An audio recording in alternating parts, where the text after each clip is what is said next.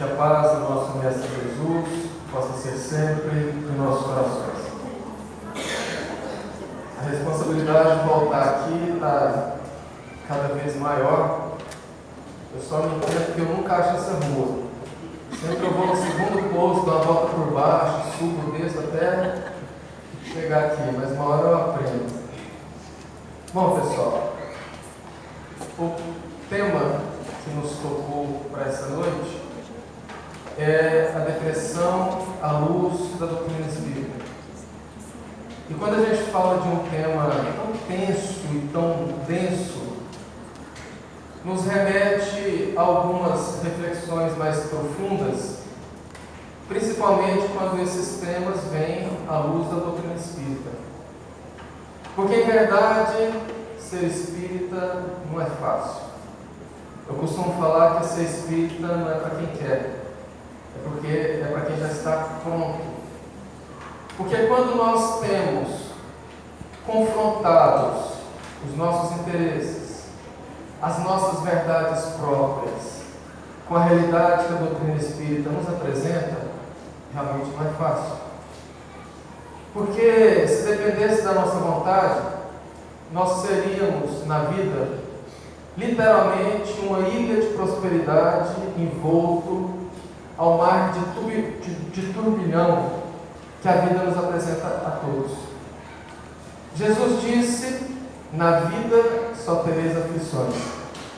O que faz muito espírita desavisado entender ou achar que nós nascemos para sofrer, que a vida é só sofrimento, e que não é bem uma verdade. Muito pelo contrário. A dor, ela faz parte do processo evolutivo, mas o sofrimento não. O sofrimento, ele é opcional e, na grande maioria das vezes, por incrível que pareça, é uma escolha nossa. Porque quando Jesus disse que na vida só teríamos aflição, é porque, em verdade, a vida é repleta de aflições. Mas aflição no sentido de ansiedade, de angústias, de agonia, não de dor. Desde que nós nascemos até o desencarne, a vida é repleta de aflições.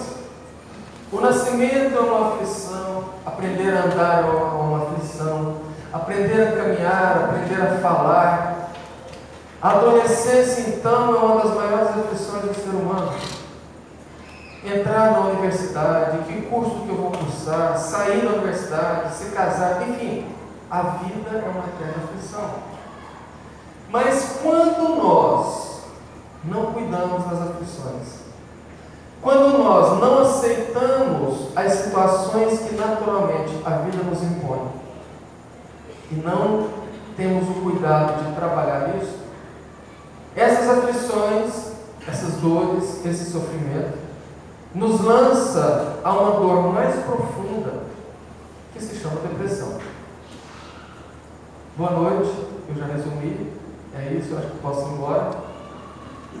Mas para a gente destrinchar mais, para aprofundar mais, a depressão ela é uma doença tão intensa e tão incapacitante que, segundo a Organização Mundial de Saúde, em 2020, logo ali, serão no mundo 20% de pessoas com depressão diagnosticada.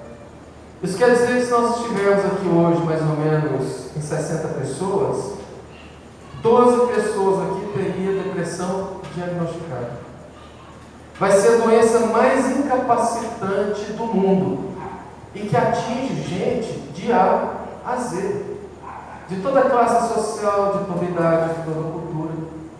Há pouco mais de 30 dias eu estava lendo na Veja e eu destaquei aqui o ator hollywoodiano Jim Carrey, aquele que faz filmes de humor, anotou, falando sobre a depressão dele: há picos e vales, mas eles são sempre cavados e suavizados para que você sinta um permanente desespero e fique sem respostas, mesmo que viva bem. Ele fez uma analogia dizendo que há picos e vales, há montanhas, há planícies, mas que você tem isso na vida de maneira que isso é talhado para te manter sempre no desespero, ou seja, sempre sofrido, mesmo que você tenha uma vida boa, ou aparentemente boa. E quando a gente fala de depressão, principalmente agora no século XXI, onde a depressão já começa a alcançar a adolescência, a infância, e pessoas talvez aí com mais de 60 anos dizem assim: não, mas quando era menino existia isso. Depressão era doença de rico, pobre não podia ficar doente, não podia ficar deprimido, ou ao contrário, depressão é coisa de pobre, porque rico não fica deprimido. E na realidade, a depressão é uma doença muito mais antiga que a gente imagina. Ela só não tinha esse nome que foi criado agora no século XIX. Mas na verdade, grandes vultos da humanidade, todos eles estiveram às voltas com a depressão. Os primeiros estudos da depressão datam de 4 séculos. Obrigado.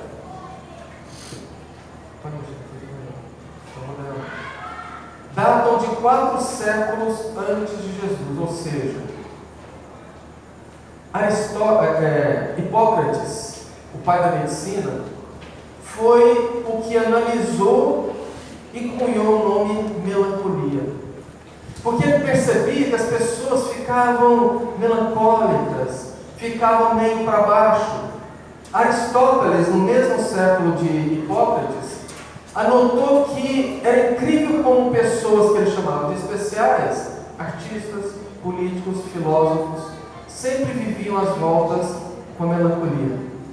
Se você estudar os vultos históricos, principalmente a época de Jesus e depois, todos eles estavam às voltas com melancolia.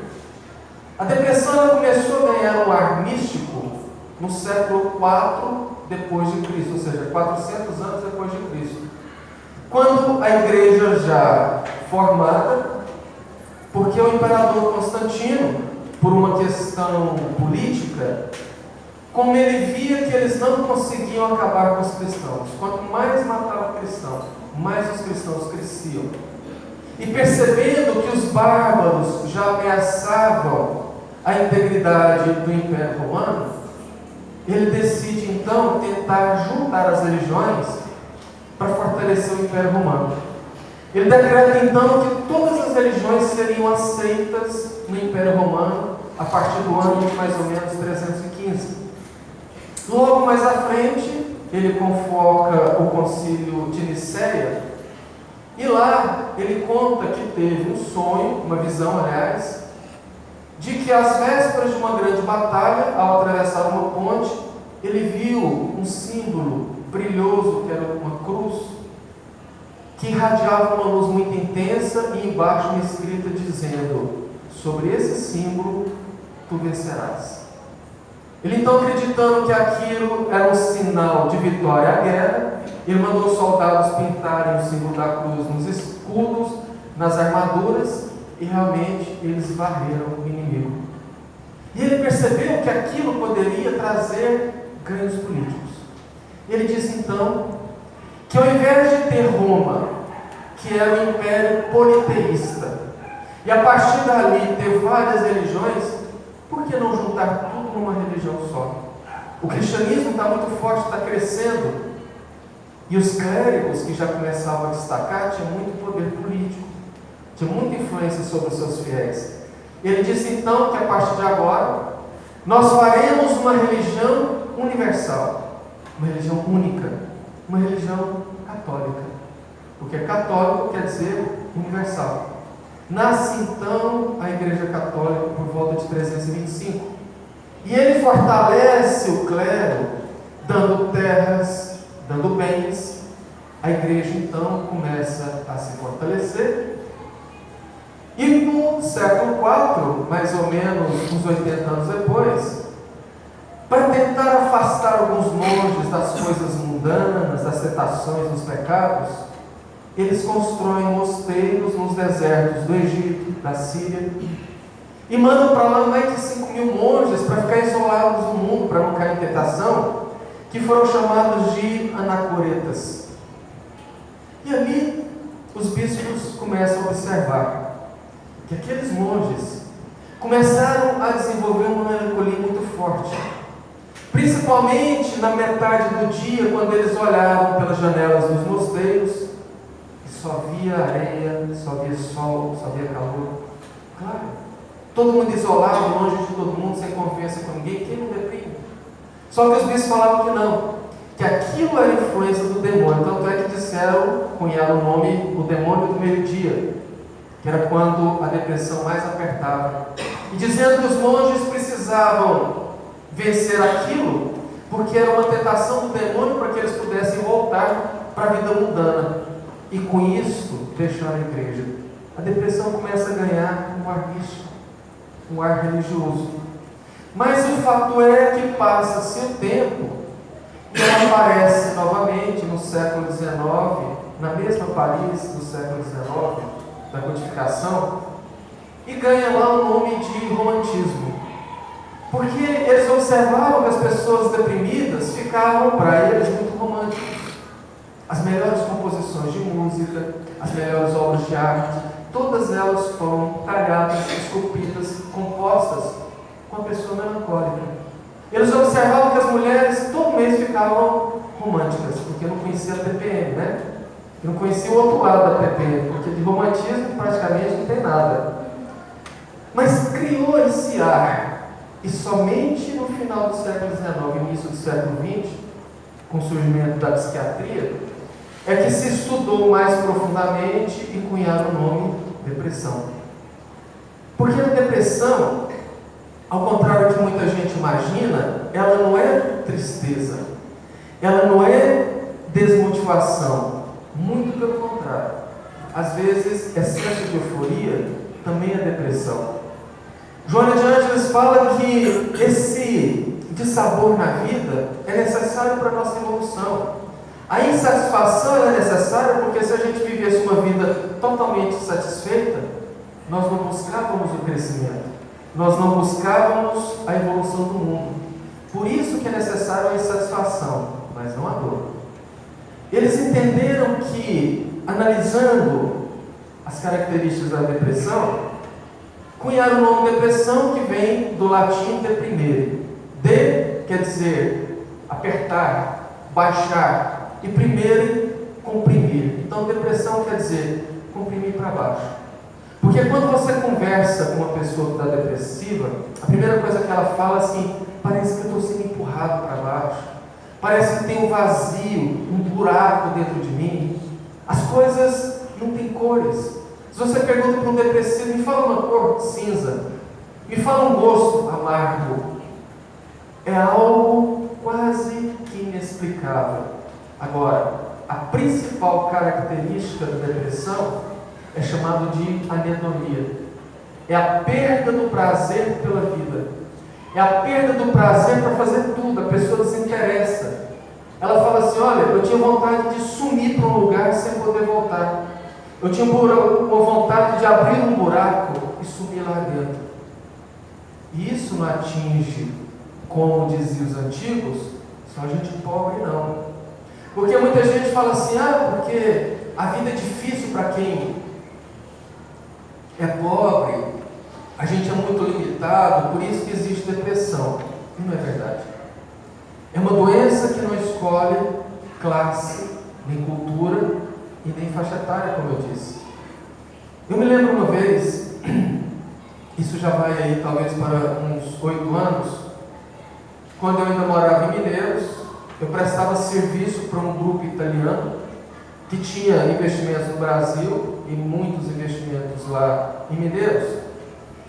É um grupo de muitos investidores. Sempre que eles vinham ao Brasil, vinha 3 ou 4 que sempre eram os líderes do grupo, e sempre vinham mais. E numa certa feita, vieram esses italianos e veio com eles um casal. Na realidade, veio um jovem, relativamente jovem, 32, 33 anos, com a namorada. Eles vieram prospectar negócios, analisar a região, e conversando com eles, ele falando que, eu comentando com ele, que depois, 3 dias daquele dia que a gente estava conversando, eu iria ao Rio, porque eu tenho família lá, e sempre eu vou àquela cidade, e eu conheço o Rio relativamente bem. E ele falando: olha que coincidência, Nós vamos para o Rio de Janeiro depois da manhã. Se você tiver um tempo, a gente podia encontrar lá e você mostrar a cidade, os pontos turísticos, tudo. Eu falei, tudo bem, é possível. Organizei a viagem. 4, 5 dias depois, nós nos encontramos lá no Rio. E uma das vontades dele era de conhecer a noite boêmia carioca, a noite tipicamente carioca. Eu levei eles então ali para Santa Teresa, próximo dos Arcos da Lapa, onde no domingo, hoje é domingo, né? Segunda? Eu estou meio perdido porque foi uma maratona esse final de semana. Talvez hoje, segunda-feira, sim, numa hora dessa, 7h30, 8, 8h30, várias ruas estão fechadas, tomadas por mesas, porque tem vários bares, vários restaurantes de todos os estilos. E ali nós fomos para o restaurante, estava lá sentado, e numa determinada hora, a namorada dele levanta para ir ao banheiro, e ele vira para mim e fala: Carvalho, eu não sei porquê, mas me deu vontade de te falar da minha dor. Eu ando muito para baixo. Eu tenho uma vida que bota inveja em muita gente. Ele abriu a carteira dele e falou: olha aqui, eu pago as minhas contas com cartão de crédito do meu banco. Ele era dono de um banco. Eu pago com cartão de crédito do meu banco, não me falta nada. Ele é de uma família de banqueiros de San Marino. San Marino é uma república, um país pequeno, que é dentro da Itália, assim como o Vaticano. É um país que é uma cidade praticamente, onde ela é paraíso fiscal. Não existe impostos, ela só vive de comércio e de investimentos financeiros. O pai dele é dono de um banco, ele também disse: olha, meu pai, eu viajo pelo mundo para buscar negócios, mas a minha vida é muito vazia, eu não preciso de nada. Ele pegou o celular e foi mostrando as fotos: olha aqui, safari na África, andando de camelo no Cairo do Egito, próximo das pirâmides, próximo à Esfinge, próximo à pirâmide de Gizé. Só que não está legal, falta alguma coisa. Ela, por exemplo, a namorada, você acha que ela me ama? Eu estou com ela há 8 anos. A única coisa que ela preocupa é com os lugares que ela vai conhecer, é com as roupas que ela... Amanhã mesmo ela quer saber o que ela vai fazer de compras. Aí passa um pouco, ela já chega sambando, senta lá: traz mais uma caipirinha. Não falei? Ela só está preocupada em conhecer as coisas. Eu não tenho paz. E vou te confessar uma coisa: eu estou decidido que quando eu voltar para a Itália, eu me mato. Aí eu entendi por que da, entre aspas, coincidência de ele estar indo para o Rio e eu também. Às vezes a gente precisava ter essa conversa. Enquanto a namorada dele se embriagava nas caipirinhas, nós passamos 3 horas conversando. E conversando muito sério sobre a questão da doença e principalmente do suicídio. Mostrando que a depressão é sim uma doença de cunho emocional, mas ao contrário do que as pessoas imaginam, muito difícil de diagnosticar. Segundo os maiores especialistas modernos, muita gente acha que tem depressão e não tem. Porque os sintomas de depressão, ele coincide e é mascarado por um monte de coisa. E ele parece muito sintoma de outras coisas. E para piorar, não existe um exame que detecta a depressão. Não existe um marcador biológico no organismo onde a pessoa faça um exame de imagem ou de sangue e dá lá depressão.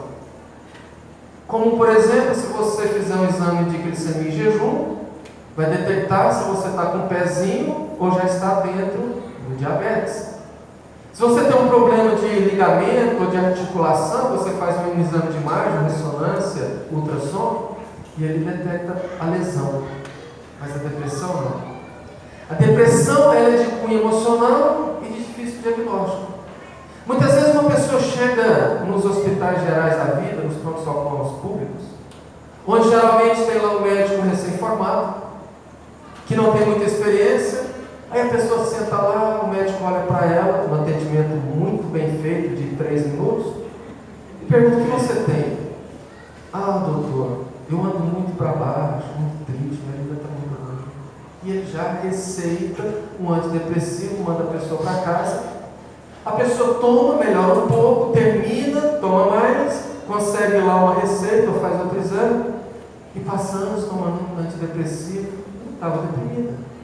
Faltou o médico perguntar assim, mas vem cá, aconteceu alguma coisa na sua vida? E a pessoa diz, sim, há 2 meses desencarnou meu marido, minha esposa, meu filho, minha mãe, meu pai. Aí eu se descobri que não estava com depressão, estava com tristeza. E a tristeza não é depressão. E ela confunde muito. Porque muitas situações orgânicas e fisiológicas parecem ter depressão. Como, por exemplo, uma anemia profunda, que a falta de ferro causa desânimo, causa apatia. Não é depressão. O hipotireoidismo também causa fraqueza, apatia, desânimo, né? Disfunções hormonais como a TPM, a baixa do TSH, o T3, o T4, a falta da cianocobalamina, que é a vitamina B12, quem faz, por exemplo, quimioterapia, tudo isso traz sintomas muito parecidos com depressão, então não é depressão. Inclusive uma doença muito recente, pouco conhecida ainda, que é a intolerância a glúten, que é chamada de doença celíaca, ela causa vários sintomas que são muito próximos da depressão e não é depressão. E esse aqui é o ponto. Porque os próprios sintomas da depressão também são muito antagônicos. Insônia pode ser sintoma de depressão, excesso de sono também. Tristeza profunda pode ser sintoma de depressão, euforia também. Percebe? São sintomas muito antagônicos e que são sintomas de depressão. A perda da libido, o pessimismo. Então se torna algo muito complicado, muito incapacitante. Mas o fato é que a pessoa que está deprimida, de verdade, ela não consegue sair da depressão sozinha. Ela precisa de ajuda e ajuda profissional. Só que muitas vezes eles passam por uma situação muito cruel, porque quem não entende, vira e fala assim, deixa de frescura, levanta dessa cama. Você é uma pessoa jovem, bem apresentada, tem um futuro pela frente, tem uma família linda e fica deprimido. Isso só não é cruel, como piora a condição do deprimido, porque além de depressão, ele começa a desenvolver culpa, porque ele vai se ver responsável pela família estar daquele jeito, e ele realmente não consegue. É mais ou menos igual você virar para uma pessoa que está com a perna quebrada e falar, levanta daí, deixa de frescura, vamos jogar bola, vamos dançar, vamos correr. É uma questão de incapacidade. E quando a pessoa chega nesse ponto, numa analogia meio grosseira, da mesma maneira que quando um país é invadido por um inimigo, ele se defende com as 3 forças armadas, o exército, a marinha e a aeronáutica, a pessoa deprimida precisa enfrentar a doença com as 3 forças armadas, a psicologia, a psiquiatria e a religião. Até mesmo porque essas 3 forças, elas têm um diagnóstico, um entendimento e um tratamento diferente para a depressão. Para a psicologia, por exemplo, a depressão tem 2 causas: as exógenas ou reativas e as endógenas ou não reativas. As exógenas são as causas externas, as influências externas, como por exemplo, a perda de emprego, o término de um relacionamento longo, um casamento, a morte de um ente querido. São situações externas que fazem com que a pessoa reaja àquilo e se deprima. E tem as situações internas ou não reativas ou endógenas, que a psicologia ainda não entende. Diz apenas que você nasce com aquela predisposição, mas é o que justifica às vezes a depressão em crianças, a depressão em adolescentes. Portanto, a psicologia entende alguns fatores que disparam, te ajuda a identificar, e através da identificação do motivo, tenta fazer com que você trabalhe aquilo para superar, mas não cura. Para a psiquiatria, a depressão é um transtorno puramente psiconeurótico. Somático. Fugiu. Somático. Psiconeurológico ou psiquiátrico. Não é um transtorno psicológico apenas. Para a psiquiatria, o cérebro de um depressivo, ele é diferente de um cérebro de uma pessoa que não tem depressão. Porque existem muitas alterações, principalmente a nível dos neurotransmissores. O depressivo é aquele que tem uma queda na produção de neurotransmissores, principalmente dopamina, serotonina e a noradrenalina, que são os neurotransmissores responsáveis pelo ânimo, pelo entusiasmo, pela alegria, pela energia. Que quando há uma baixa desses neurotransmissores, é necessário entrar com a medicação que, se tomada do jeito correto, na dosagem correta e pelo tempo correto, restabelece o equilíbrio dos neurotransmissores e a pessoa sai do estado depressivo. Existe hoje na psiquiatria moderna excelentes medicações que trabalham muito bem e que às vezes a pessoa não tem paciência. Quando você fala para o depressivo, você tem que procurar um psiquiatra. Eu não vou porque eu não sou doido. E não é isso. A visão meio tupiniquim do brasileiro não entende que a psiquiatria é uma especialidade, assim como a cardiologia, a pneumologia, a neurologia. E é a parte que trabalha os distúrbios da mente. Então precisa trabalhar isso. O DS, a CID-11, que é a última, ela traz um leque muito grande de sintomas e de tipos de depressão. Classifica a depressão como branda, intermediária e grave. E dentre elas, a simples, quando a pessoa tem só um episódio na vida e, portanto, desconsidera. A recorrente, que é aquela que a pessoa volta a ser depressiva várias vezes durante a vida. E a crônica. Se existe a crônica, é porque não tem cura. Portanto, a psiquiatria trata a depressão, mas não cura. Para a religião, para que a gente não vá muito longe, vamos nos ater às principais cristãs: catolicismo, evangelismo e espiritismo. Para o catolicismo, a depressão é o distanciamento de Deus. Para o evangelismo, é coisa do demônio, do capeta, do Satanás. E para o espiritismo, é uma mistura de tudo isso.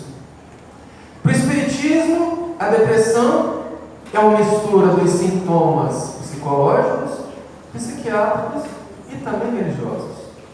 Psicológicos porque, na verdade, fatores externos e internos podem sim disparar a depressão.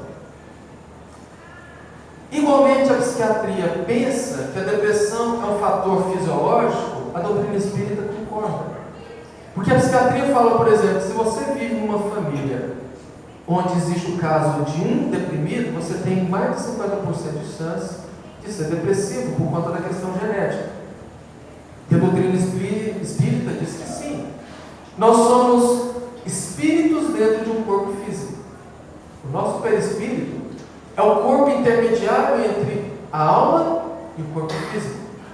Portanto, os distúrbios da alma refletem no corpo físico.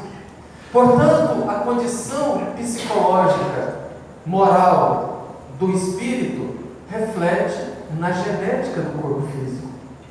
Porque o espírito imprime no espermatozoide que vai fecundar o óvulo todas aquelas necessidades para, formando o corpo a partir da fecundação, traga o seu mapa genético. Então concorda também com a psiquiatria.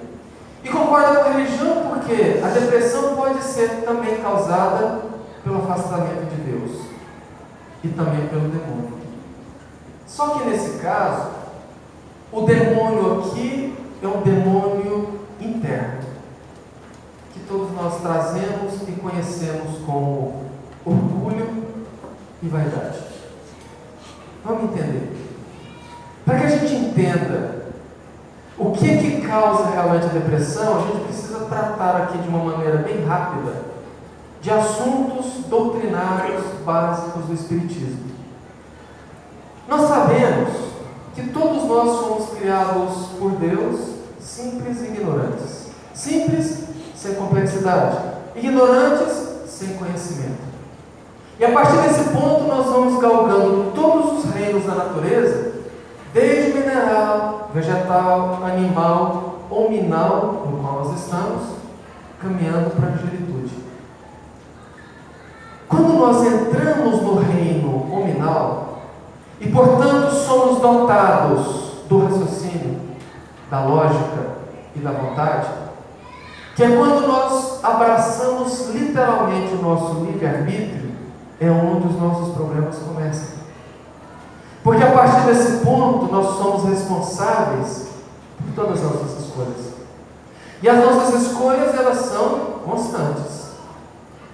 Só que para, digamos, complicar um pouco, nós estamos todos no universo sujeitos a uma lei que Kardec chamou de causa e efeito. Foi um nome para uma lei apresentada por Jesus. Lá naquela madrugada fatídica no Morro das Oliveiras, quando Jesus já se preparava para a crucificação e os discípulos ainda não sabiam, porque enquanto ele estava lá orando, no momento de angústia, os discípulos dormiam. Ele se volta e vira e fala: gente, em outras palavras, vocês estão aqui comigo nos últimos momentos, e ao invés de vir comungar comigo esse momento, vocês dormem. Ele volta, vai lá rezar, quando vira todo mundo dormir de novo. Só que são despertados pelo barulho dos soldados chegando. E quando chegam os soldados, à frente de Judas, qual era a senha? O beijo. Porque chegaram e perguntaram: quem é Jesus de Nazaré? Porque naquela época não tinha rede social, não tinha fotinha, ninguém conhecia ninguém. Conhecia de ouvir falar. E perguntava quem era Jesus, porque a combinação com Judas é que ele identificaria, porque alguém poderia se passar por Jesus e falar: eu sou, e quando fosse prender, o Cristo fugia.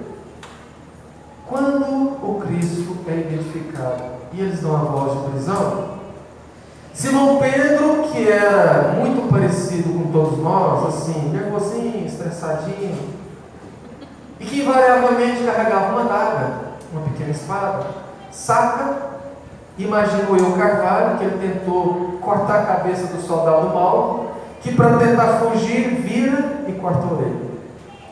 Quando a orelha cai no chão, o que Jesus faz? Bora pro meio do tumulto, vamos fugir? Claro que não. Passivelmente, ele pega a orelha, coloca no lugar, por assombro de todos, cessa o